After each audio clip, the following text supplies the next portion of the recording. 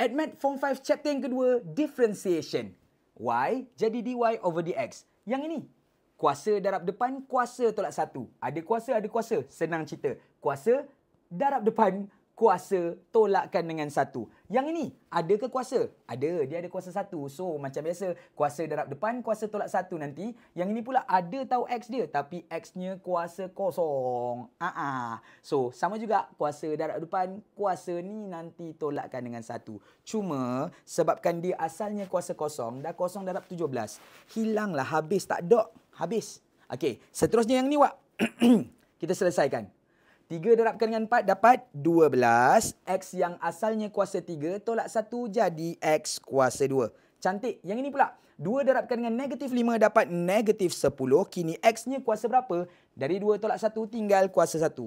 Tak payah tulis lah. Okey, yang ni. 1 darabkan dengan 2 dapat positif 2. X kuasa kosong jadi 1. Tak payah tulislah X dia. Jadi inilah dia kita punya jawapan.